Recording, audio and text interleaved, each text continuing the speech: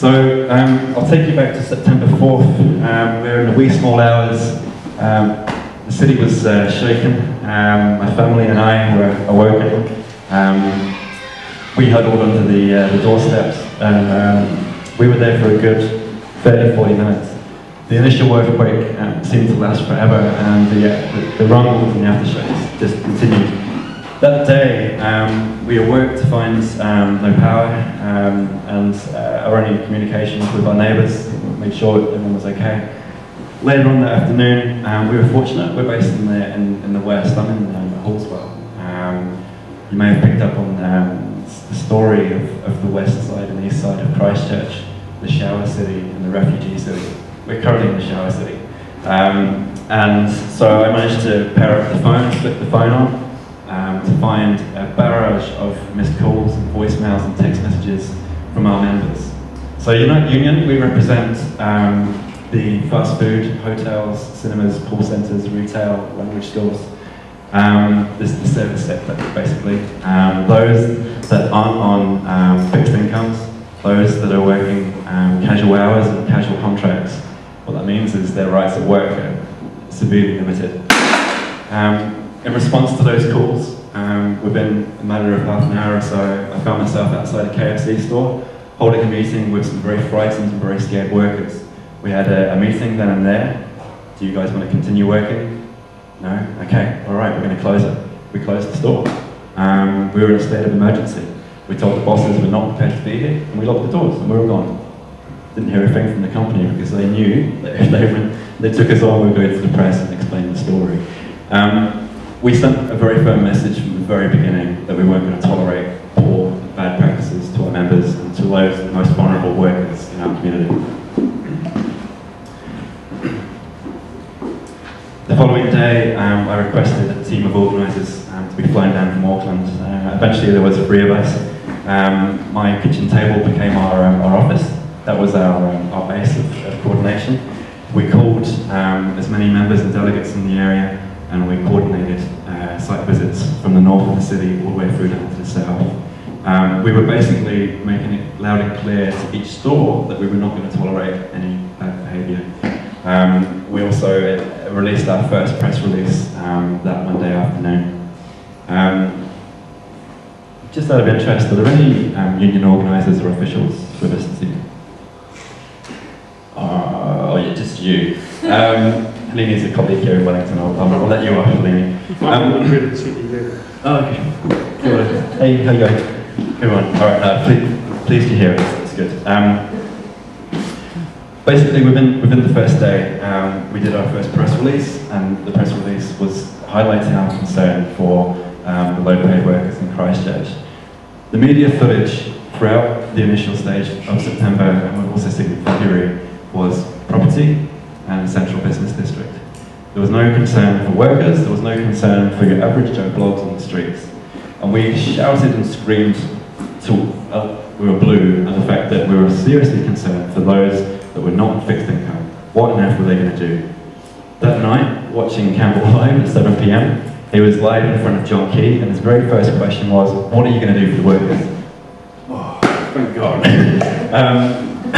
It was the first time any of the media outlets had actually even considered that question, and suddenly we found ourselves being flooded and barraged with media interest. Finally, the story was out. There were those that were seriously suffering in our city. As a result, the National Party, I'm not taking complete credit for it, but the following day, the National Party put forward a $15 million package for the small businesses, and left it up to the big businesses to come up to the mark, to step up and do the same for their staff.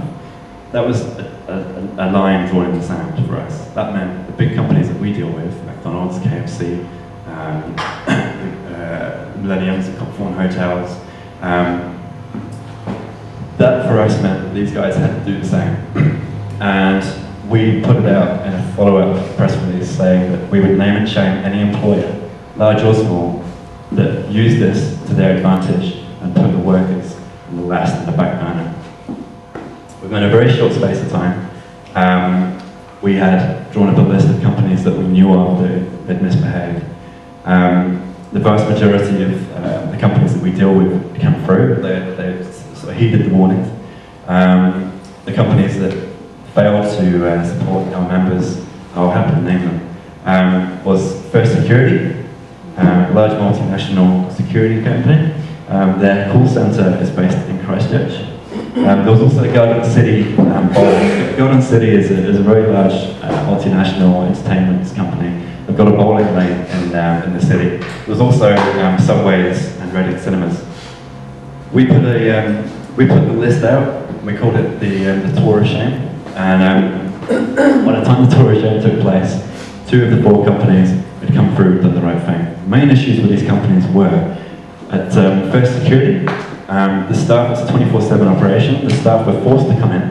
They were basically told that if they failed to come in, they would have to use their annual leave or sick leave to pay those loss of hours. We had volunteer firefighters in that building that were refused to be allowed to leave to attend emergency situations. We had a mother of 2 who was forced to bring her children into work because she couldn't find anyone to look after them. This is the kind of situation we were in. We were in a state of emergency, and these companies were still behaving as if it was business as usual.